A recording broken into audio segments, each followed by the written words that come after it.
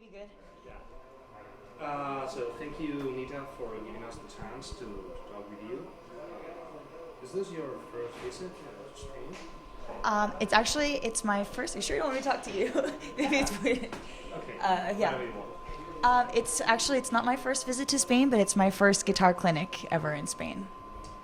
So, how do you feel? I'm so excited. Pretty full. I had a pretty good paella for lunch, so pretty full, pretty tired, but definitely ready to rock and roll tonight.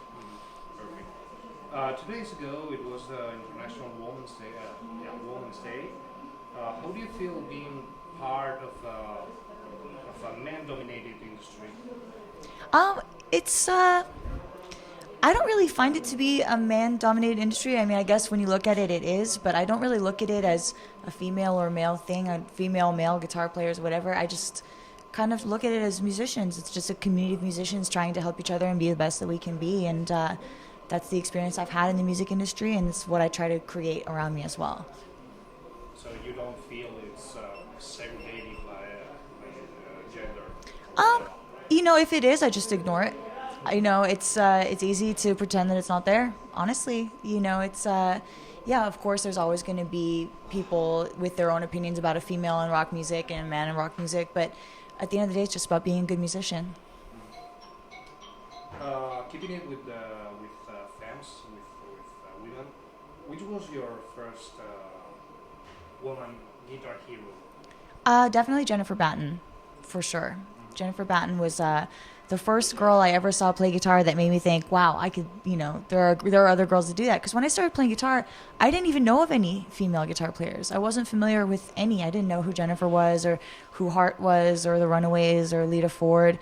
My heroes were Steve Vai and Satriani and John Petrucci and Marty Friedman and Jason Becker. And, it never occurred to me to seek out a female guitar hero. I just was into guitar players. So then once I saw Jennifer playing with Michael Jackson, I was like, whoa, like there's somebody doing it. So that was cool.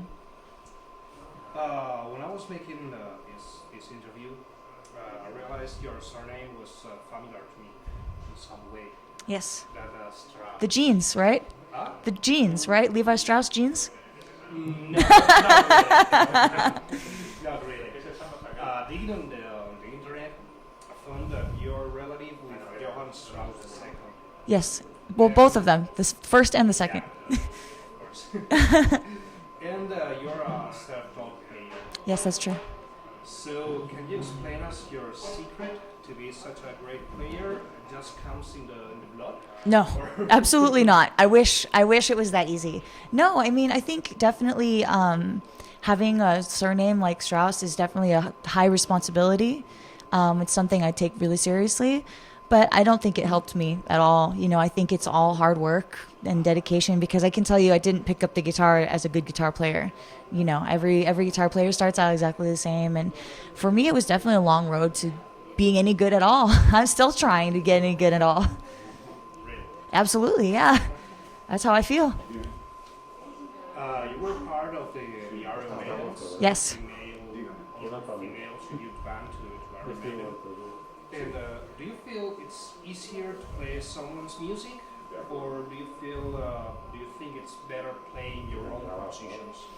I don't know if there's a better or worse or easier or less easy. I think it's definitely easy playing someone else's songs. I think it's more innovative, of course, to come up with your own stuff, but I wouldn't say one is better than the other. One is a job, the other one is a passion, basically. That's what it comes down to. I couldn't pick, honestly. I mean, of course I love playing my own music. It's had to take a back seat to my job. Like most people, their original music, their band, sometimes their work gets in the way. My work just also happens to be guitar playing.